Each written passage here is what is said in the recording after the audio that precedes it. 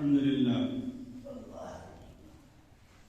لله نحمده ونستعينه ونستغفره ونؤمن به ونتوكل عليه ونعوذ بالله من شرور أنفسنا ومن سيئات أعمالنا من يهده الله فلا مضل له ومن يضلله فلا هادي له وأشهد أن لا إله إلا الله وأشهد أن محمدا عبده ورسوله أرسله بالحق بشيرا ونذيرا بين يدي الساعة من يطع الله ورسوله فقد رشد واهتدى ومن يعص الله ورسوله فإنه قد ضل وغوى وإنه لا يضر إلا نفسه ولا يضر الله شيئا أما بعد فأعوذ بالله من الشيطان الرجيم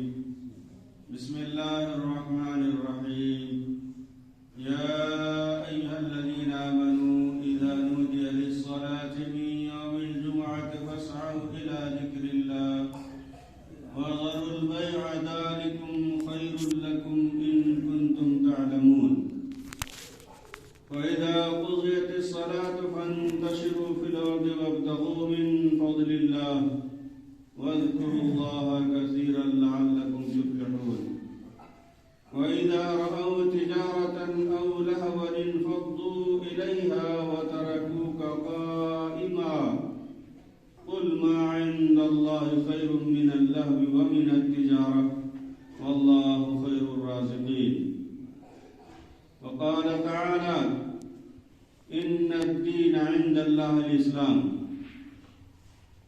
وقال تعالى ومن يبتغي غير الإسلام دينا فلن يقبل منه وهو في الآخرة من الخاسرين وقال تعالى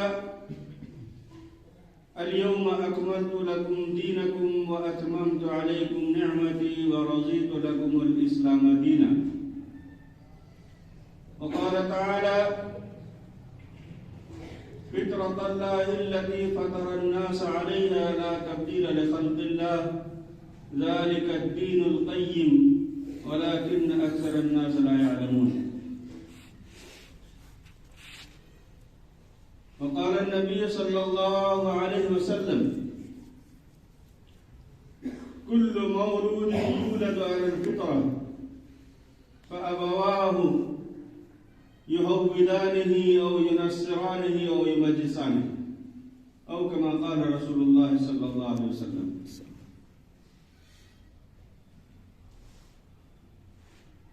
حاضرین جمعہ بزرگوں اور بھائیوں، سب سے پہلے میں اللہ رب العزت کا شکر ادا کرتا ہوں کہ آج آپ تمام بزرگوں اور نوجوانوں اور بچوں کے سامنے حاضر ہونے کا موقع عنایت فرمایا، اس کی توفیق نصیب فرمائی۔ پھر میں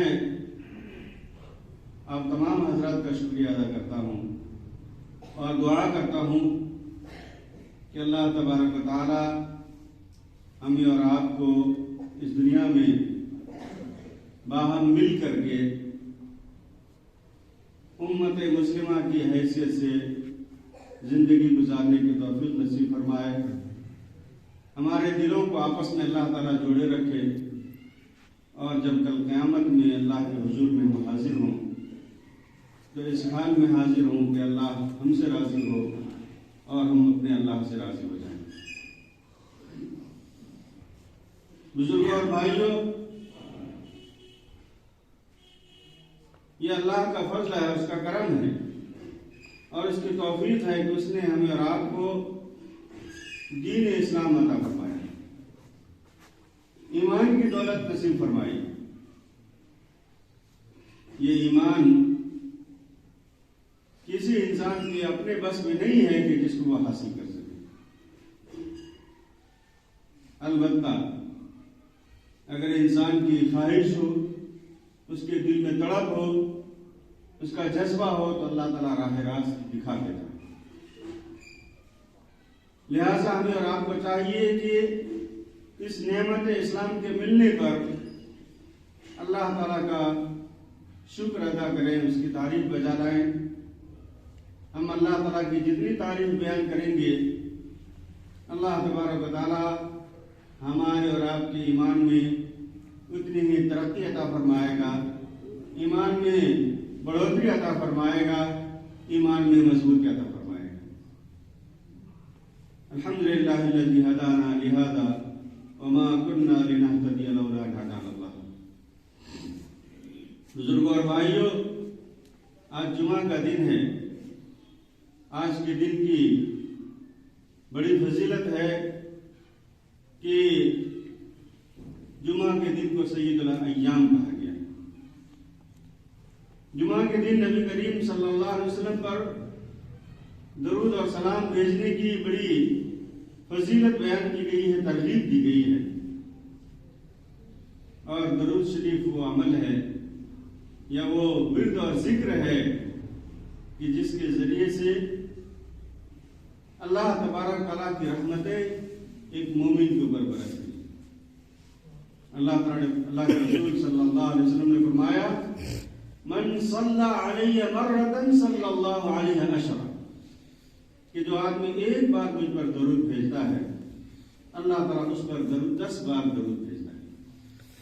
اللہ تعالیٰ کا حکم بھی ہے کہ نبی کے صلی اللہ علیہ وسلم نبی کے اوپر درود اور سلام بھیجتے رہیں۔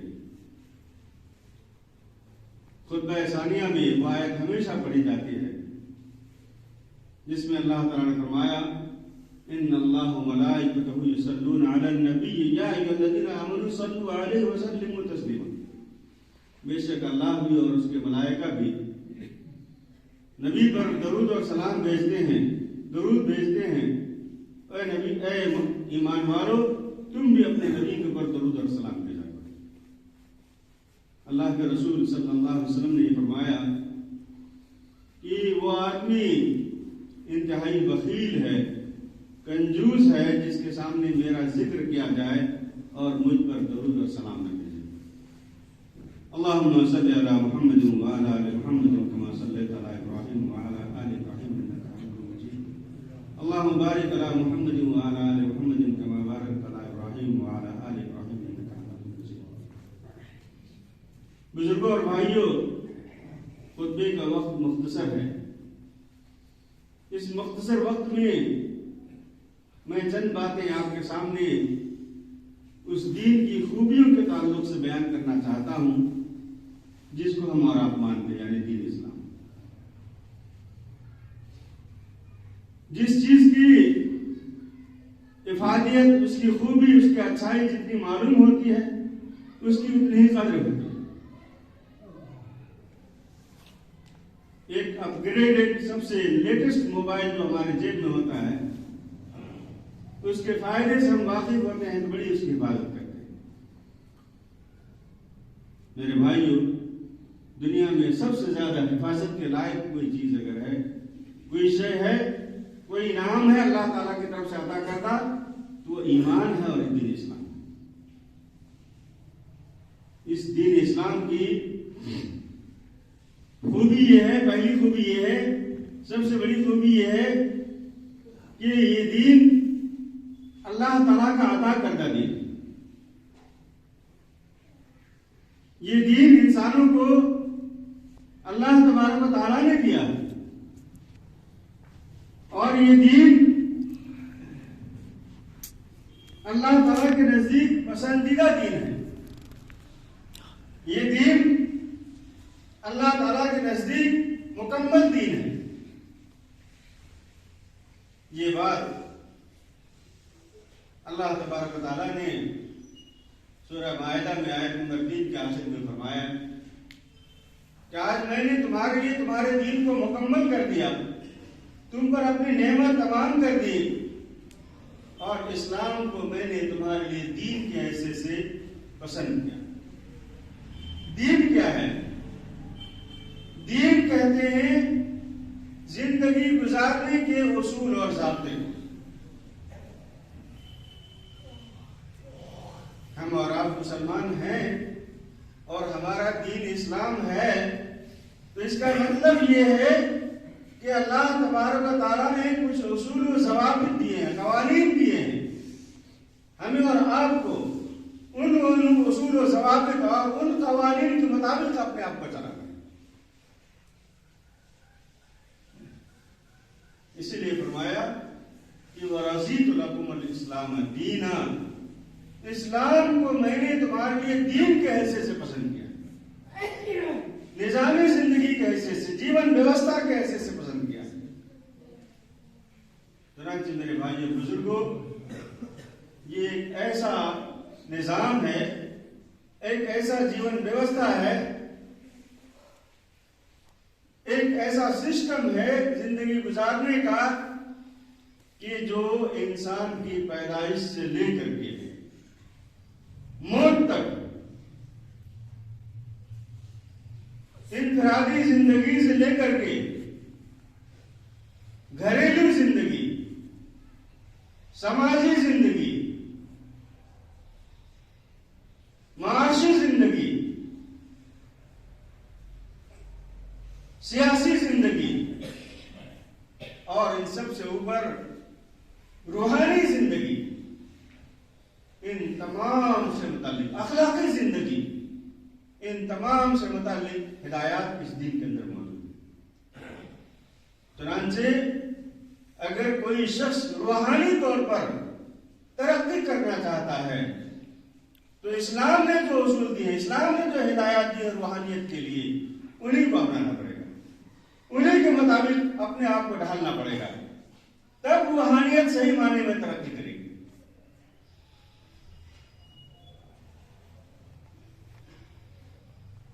روحانیت کو پروان چڑھانے کے لیے ذکر و اذکار جو قرآن اور احادیث کے اندر موجود ہے انہیں کا ورد کرنا ہے، انہیں کا اہتمام کرنا ہے۔ آج بہت سے لوگوں نے روحانی ترقی کے لیے قرآن و سنت سے ہٹ کر کے بہت سے اذکار انہوں نے ایجاد کر لیے،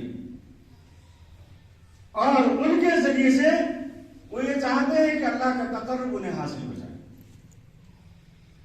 میرے بھائی اور بزرگوں، اللہ کا تقرب حاصل کرنے کے لیے اللہ تعالیٰ سے بڑھ کر کے بہتر راستہ دینے والا کوئی نہیں، اور اس راستے کو بتانے والا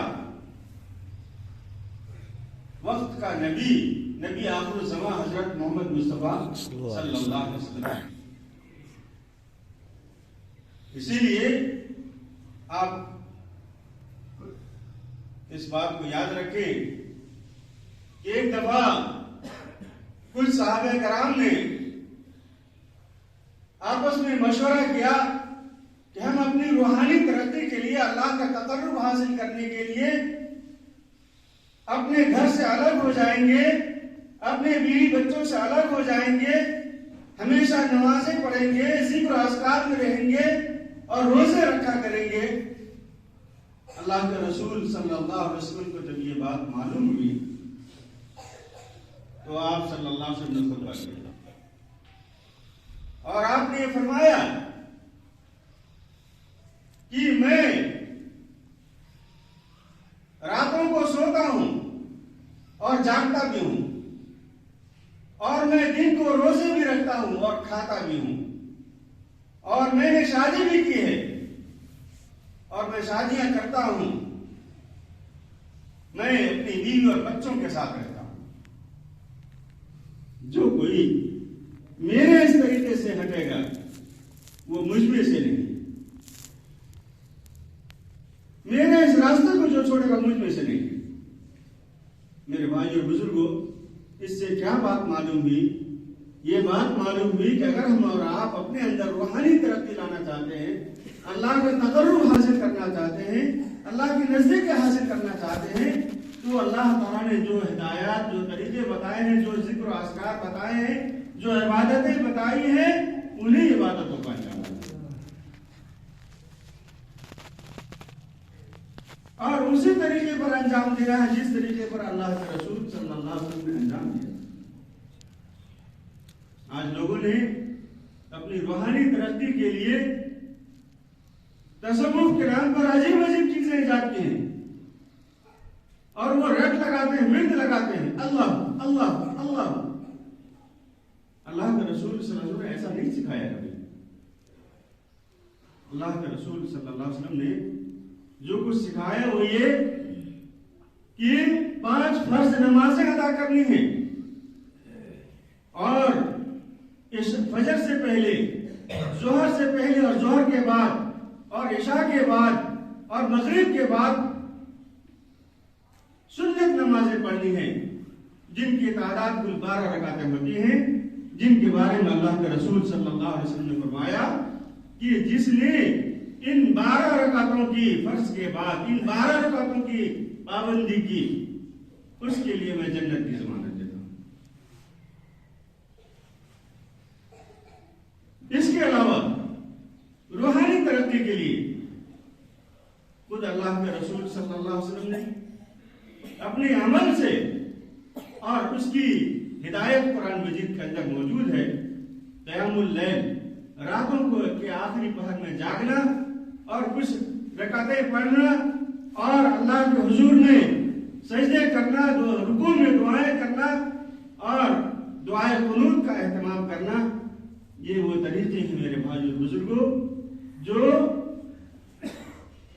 روحانی ترقی کے لیے اللہ کے رسول صلی اللہ علیہ وسلم نے ہمیں بتایا۔ اسی طریقے سے یہ تو عبادات نمازوں کے تعلق سے باتیں ہیں، روزوں کے تعلق سے اللہ کے رسول صلی اللہ علیہ وسلم نے فرض روزوں کے علاوہ، رمضان کے روزوں کے علاوہ جن روزوں کی ترغیب کی ہے ان میں سے یہ ہے کہ ہفتے میں سوموار کے روزے، جمعرات کے روزے، مہینے میں چاند کی جو روشن راتیں ہیں، 12ویں، 13ویں اور 14ویں کے راتیں ہیں، ان دنوں کے روزے، اسی طریقے سے عاشورہ کے روزے، 9ویں اور 10ویں محرم کے روزے، اسی طریقے سے عرفہ کا روزہ، ان روزوں کا اہتمام کرنے کے اللہ کے رسول صلی اللہ علیہ وسلم نے تاکید کی۔ ان کے ذریعے سے ہم اپنی روحانیت کو ترقی دے سکتے ہیں۔ اسی طریقے سے اللہ کے رسول صلی اللہ علیہ وسلم نے صدقات و خیرات کو انسان کی روحانی ترقی کا ذریعہ بتایا۔ ان صدقات و خیرات کی 2 قسمیں ہیں، ایک تو وہ ہے جو فرض ہے جس کو ہم زکوٰۃ کے نام سے جانتے ہیں، اور دوسری وہ ہے جو نفل ہے جس کو ہم خیرات اور صدقہ کے نام سے جانتے ہیں۔ یہ ہر ضرورت مند، ہر مانگنے والے اور ہر محتاج کا خیال رکھنا، اپنی نجی مال میں سے، اپنی ضرورت کے پیسے میں سے، ضرورت کے سامان میں سے، ضرورت کے لباس میں سے ان ضرورت مندوں کو دینا، یہ صدقہ ہے، یہ خیرات ہے، یہ انفاق فی سبیل اللہ ہے۔ اللہ کے دین کی تبلیغ کے لیے، اشاعت کے لیے خرچ کرنا، یہ صدقہ و خیرات انفاق فی سبیل اللہ ہے۔ تو یہ طریقے ہیں جو اللہ کے رسول صلی اللہ علیہ وسلم نے ہمیں بتائے۔ اسی طریقے سے آپ ارکان اسلام میں سے جو 4تھا رکن ہے عملی ارکان میں سے وہ حج ہے۔ حج اس شخص کے اوپر فرض ہے جو خانہ کعبہ کا سفر کر کے جائے اور آئے اور اس کے بعد بچے بھوکے نہ رہیں۔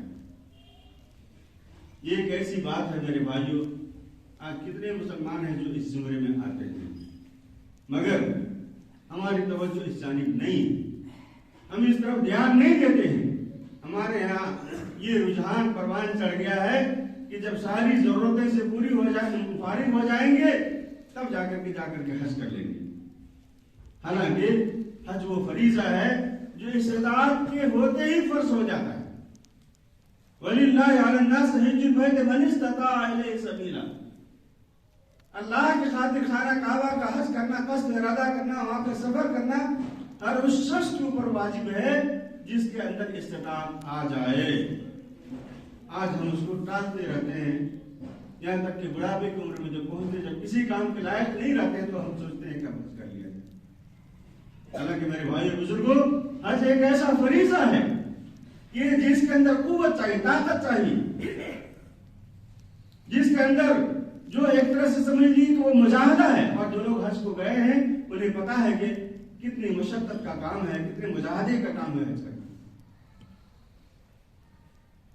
لاکھوں کے مجمع میں خانہ کعبہ کا طواف ہے، وہ لوگ جو اپنے بل پر چل نہیں سکتے وہ کر نہیں سکتے طواف۔ پھر صفا اور مروہ کے درمیان سعی ہے، جس میں کچھ حصے میں دوڑ کر کے بھی چلنے کا ہے۔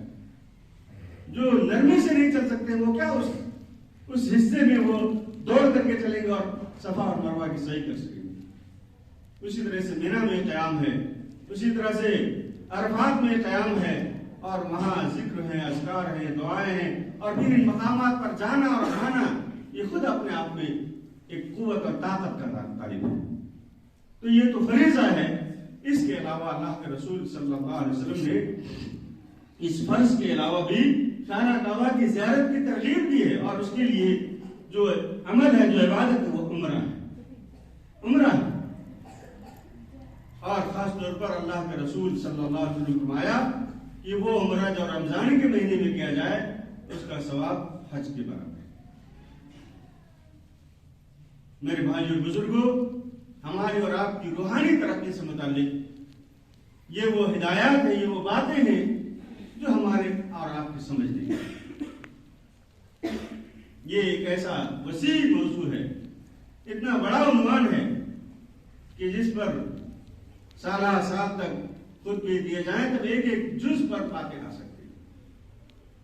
میرے بھائی اور بزرگوں، میں نے جیسا کہ آپ کے سامنے یہ عرض کیا کہ یہ دین اسلام جو مکمل نظام زندگی ہے، اس میں روحانیت کے علاوہ اس کے اندر سماجیت بھی ہے، سماجی زندگی، اور اس کی شروعات کہاں ہو سکتی ہے؟ گھر سے ہوتی ہے۔ میاں بیوی کا رشتہ ہے، اولاد اور والدین کا رشتہ ہے، اور دیگر رشتہ داران ہیں۔ ان سب کے حقوق ہیں جو تفصیل کے ساتھ دین اسلام کے اندر بیان کیے گئے۔ ایسا نہیں ہے کہ ماں باپ کے ساتھ کیسا سلوک کیا جائے، بیوی شوہر کے ساتھ کیسا سلوک کیا جائے، اور اولاد کے ساتھ کیسا سلوک کیا جائے، اس سلسلے میں کوئی ہدایت نہیں، کوئی رہنمائی اس کو بات نہیں۔ ایک ایک کام کے تعلق سے ہدایت اور رہنمائی موجود ہے۔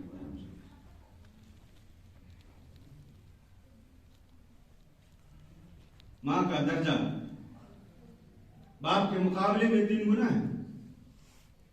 آج ہمارے معاشرے میں ماؤں کو کسی درجے میں نہیں گنا جاتا ہے۔ خود باپ بھی اپنی اولاد کو وہ تربیت نہیں دیتا ہے کہ تمہاری ماں کا کیا مقام ہے، تمہاری ماں کا کیا درجہ ہے، تمہیں اپنی ماں کی کس طرح سے اطاعت اور فرمانبرداری کرنی چاہیے۔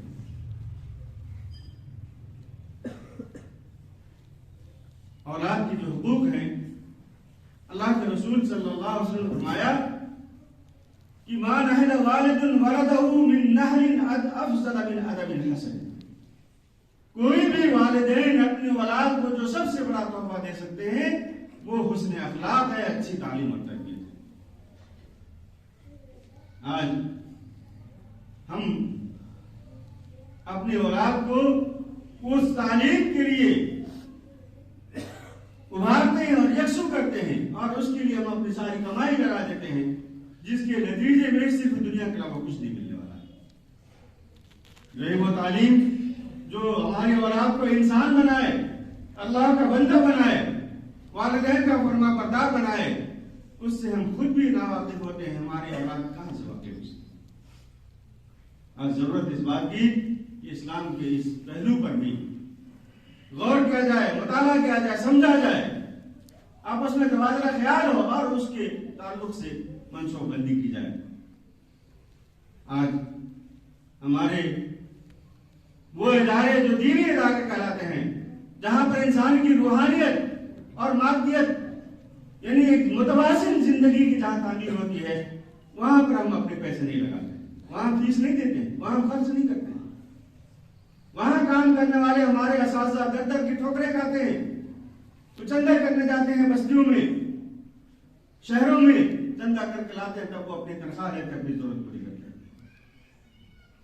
میرے بھائیو، حق یہ تھا کہ ہم اپنی جو ہماری کمائی ہے، اس کمائی میں سے جو سب سے قیمتی حصہ ہے، ہمیں ان اداروں پر خرچ کرنا چاہیے जहां पर हमारे बच्चों की दीन और दुनिया दोनों के लिहाज से तरक्की होती है, तरबियत होती है, तालीम होती है। और ऐसे ही तालीमी इदारे हमें परवान चलाना चाहिए। ऐसे ही तालीमी इदारों को हमें अपने माशरे में, समाज में, सोसाइटी में प्रमोट करना चाहिए। लेकिन हम ऐसा नहीं करते। मेरे भाई और बुजुर्गों, मैंने आपके सामने ये जिक्र किया कि ये जो दीन इस्लाम है अल्लाह का दिया हुआ दीन है। इस सिलसिले में मैंने पुरानी आयत आपके सामने सुनाई है। और आज हमारा हाल ये है कि हम अल्लाह के इस दीन के गलबे के लिए जो जिद्दोजहद, जो जिम्मेदारी हमारी होनी चाहिए, वो हम अदा नहीं करते हैं। आज हमारे ताल्लुकात गैर इस्लामी पार्टियों से हैं और उनके लिए दिन रात हम वक्त लगाते हैं, अपनी सलाहियतें लगाते हैं, अपने पैसे लगाते हैं। और नतीजा क्या मिलने वाला कल आखिरत में?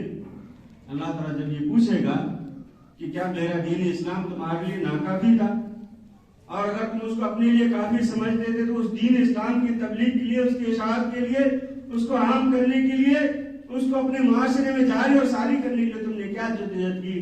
तो मेरे भाई, उस वक्त हमारा क्या जवाब होगा? हम क्या जवाब देंगे अल्लाह ताला के यहाँ?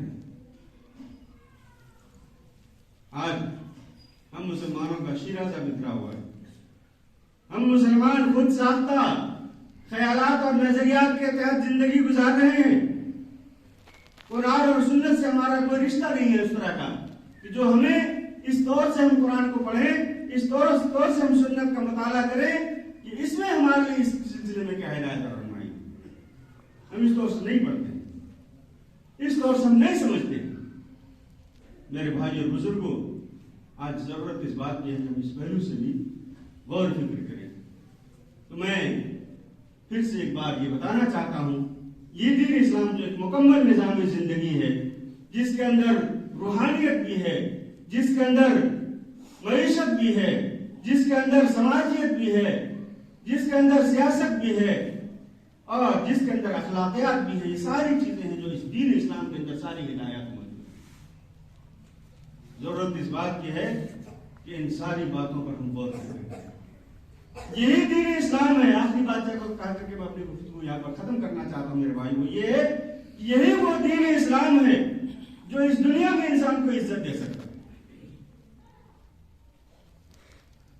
और यही वो दीन इस्लाम है कि जिस पर चल करके, जिसके लिए अपने आप को खपा करके इंसान को जकल आखिरत में जन्नत मिलेगी। इसके अलावा कोई और रास्ता नहीं है कि हम जिसके जरिए से अल्लाह की रजा और खुशनुदी हासिल कर सकें। ये सबसे बड़ा इम्तियाज है इस दीन इस्लाम का। ये दीन इंसान को वो मकाम देता है जो उसका वाजिब मकाम है, वाजिब दर्जा है इस कायनात में, कि सबसे अफजल, सबसे अशरफ अगर कोई मखलूक है इस धरती पर, वो इंसान है। और ये सारी चीजें हम इंसानों की खिदमत के लिए। मेरे भाई बुजुर्गों, जरूरत इस बात की है कि हम और आप दीन इस्लाम को तफसील के साथ समझें।